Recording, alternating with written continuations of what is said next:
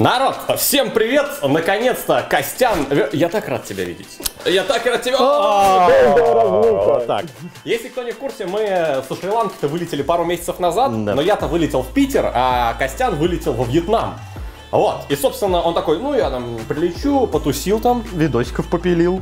Ссылочка, само собой, будет в описании, понятно, там очень много классных видосиков. Ну, и он привез подарочки. Естественно, куда без них, соответственно, что можно из Вьетнама такого, сами знаете, так необычненького притащить? Скорпионы, гуидак и самое главное. Да, самое главное, друзья, это яйца с зародышами всякого. Это, я надеюсь, не змеи. Они воняют, извиняюсь, выражение. Естественно, само собой, аромат у них специфический. О! Поэтому будем сегодня вот такие вещи дегустировать. Не-не-не, не будем, а будешь. Не, чувак, я скорпионов не прочь, но вот эта вот хрень. Они, кстати, более-менее свежие. Может ли быть яйцо с зародышем свежим? Учитывая, что когда их начинают варить, зародыш живой. Да, вот так. Окей. Поэтому, естественно, свежие. Привез я их уже вареными, сейчас мы их, они так пахнут, сказать... Они пахнут, кстати, они не тухлым пахнут, они пахнут. Нет, аромат вареного яйца с орехом каким-то, вот что-то такое. И ты знаешь, это больше даже на уху похоже. Знаешь, вот из мелочи, когда из такой болотистой какой-то рыбки варишь, уху. Ну чувствуется, что да? Там бульонно-клейковинное вот. Что-то еще есть. Народ, давайте сразу определимся.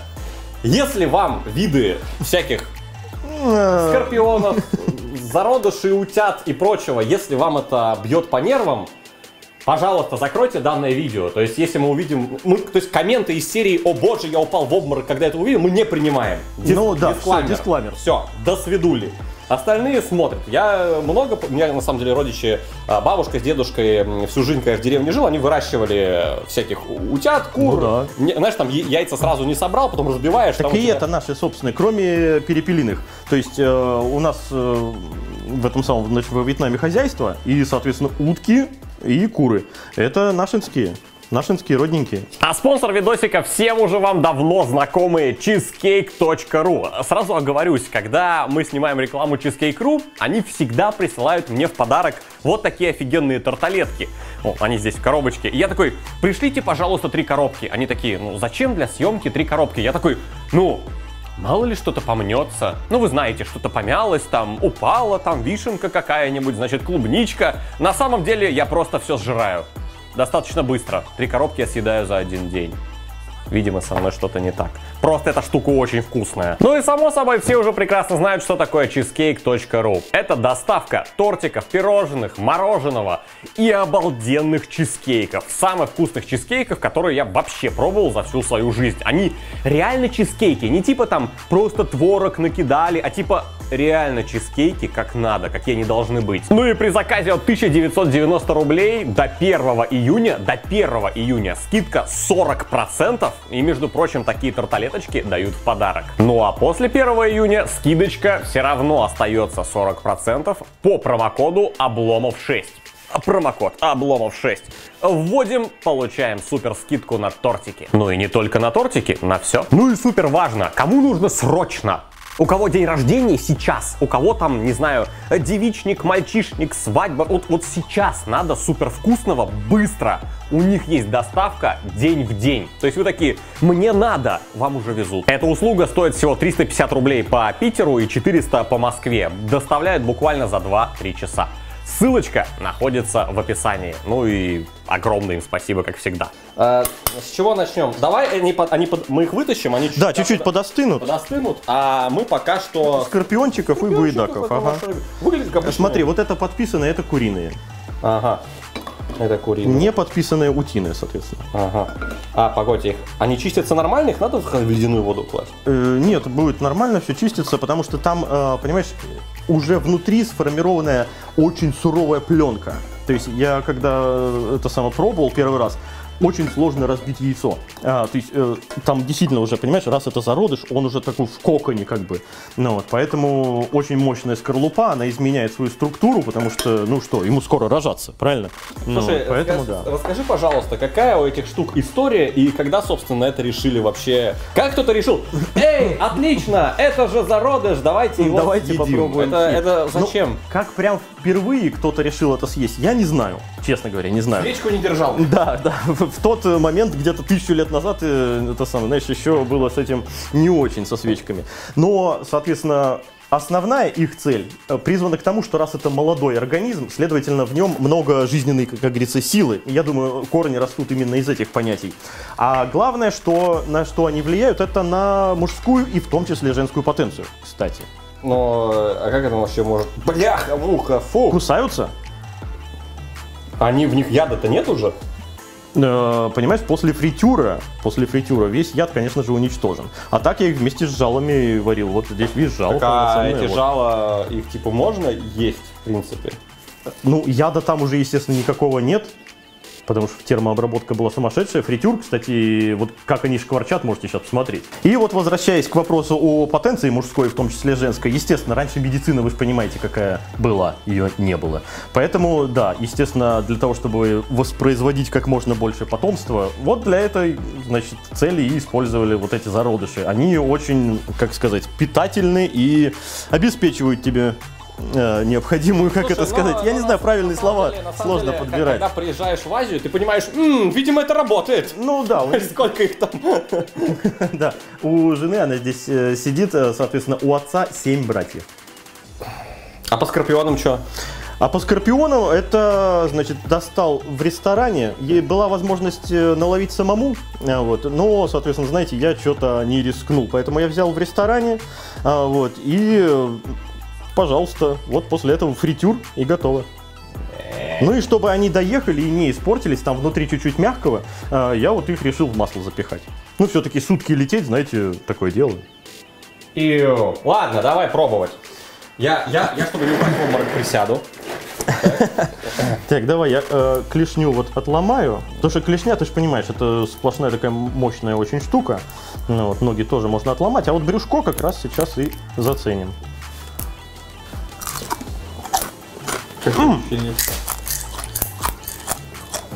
Хрустяк.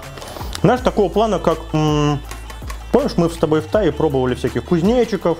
Слушай, это похоже на мега пересушенного кальмара или типа того. Но я очень пересушено. Ну, очень пересушено, фритюр, понимаешь, я еще... Нахрен это жрать-то вообще? Ну, на вкус это ничто. На вкус как такая солома, закусочка, понимаешь? Вот, поэтому это для туристов в основном они продают, потому что... Ну, то есть получается, что местные вот этой херню не маются. Не, вообще никак. Ну и правильно делают. На самом деле, вот эта тема, знаешь, из серии «О, кузнечики, вот эти скалопендры, вся эта срака», это все для туристов, для дурачков, которые приехали тратить баксы со своих кредитных карт и фоткать себе в Инстаграм всякую шляпу. Типа того. А экзотика. Местные любят рыбочку, курочку, да, кисло-сладенькое, там желудочки, что-то всякое такое. Народ, то есть, чтобы вы понимали, вот эта вот шляпа, это чисто для туристов. И на вкус оно как фиг знает что. То есть оно, я не могу сказать, что гадкое или вызывающее отвращение, просто шляпа. Просто шляпа. Ну, то есть, во-первых, это не съешь. Я их даже солил, кстати. И видишь, прилично солил. И, тем не менее, вкуса вот какого-то особо не придается. То есть, ты ешь сушеное сено какое-то, правильно? Да. Хрустящая такая соломка, и я думаю, что и в ресторанах их тоже там наловили в ближайших кустах. Вот типа того, да. Они же, помнишь, мы когда были, они же стоят-то денег на самом деле. Да, естественно. Там этот самый Walking Street. Помнишь, вот на этом базаре были, везде они продаются, но исключительно для туристов такая, знаешь, экзотика, типа попробуйте и потом хвастайтесь. Типа, ну, короче, инстаграмная тема. Ладно, давай перейдем к яйцам. Давай попробуем, соответственно, начнем, что, с куриных? Ну, вот, давай. соответственно, ой, горячий, надо подождать, господа, не сможем, а то руки все обожгутся. Кстати, если действительно они нормальные и не попортились, я очень на это надеюсь, то это даже вкусно, потому что там белок, он уже сформировался, он твердый, он как хрящик, его прям приятно жевать. такой резинистый хрящик. Ты как услышал, что Олег не будет пробовать, ты такой типа, да, они на самом деле вкусные, что там, короче, нежнейшее. Да нет, друж, надо попробовать, что ж ты. Скорпионы ты ж попробовал. В холодненькой воде они подостыли. Так, плавают, потому что здесь воздушный мешок. Соответственно, для цыпленка, знаешь, уже... Да, если кто не в курсе, обычные вареные яйца, если они плавают, они тухлые, которые на дно падают, Да. они свежие. Это так не работает с зародышами. Именно потому что здесь с тупой стороны, с которой и нужно их чистить, у них воздушный мешочек там. Поэтому они плавают вот именно попкой кверху. Ну чё, друж, давай. Вот, держи, значит, так помеченное, значит, куриное. С тупой стороны, говорю, чистить надо. А Тебе по барабану ломаешь.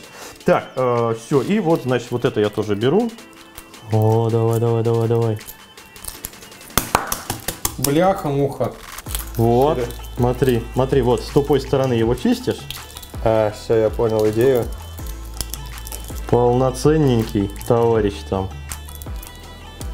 Вот оно. Ну что, Олег, будешь есть? Кушай, Серега. Хватит. Иди ты нахер от меня. Я это жрать не хочу. Смотри, самая вкусная часть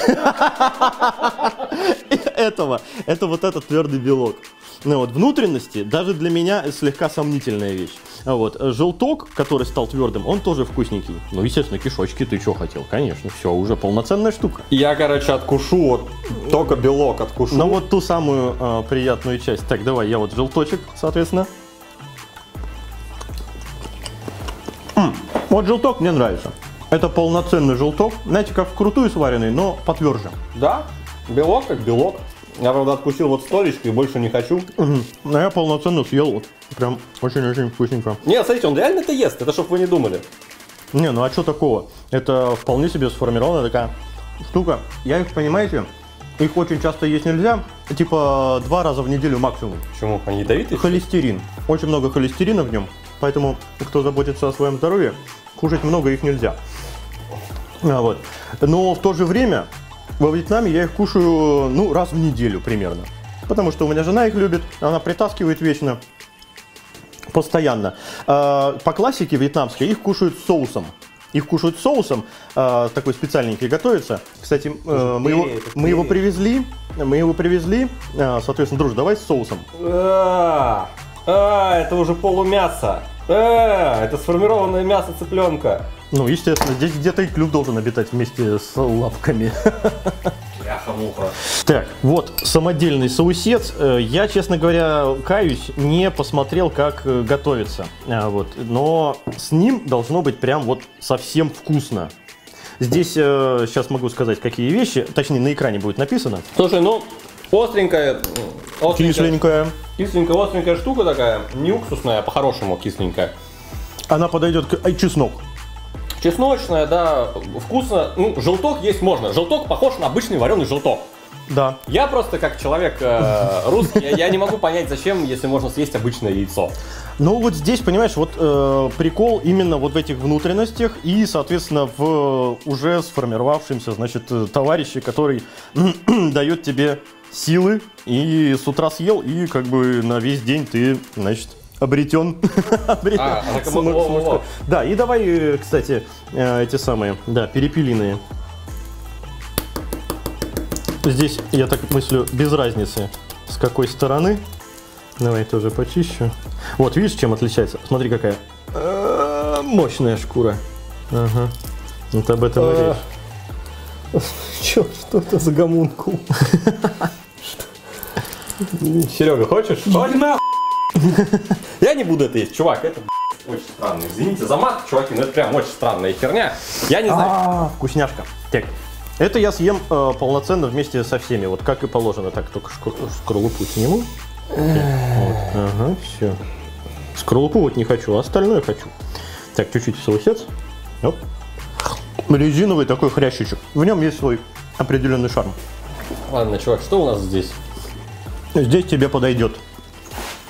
Здесь что-то привычное, мне кажется. Похоже на... это же этот.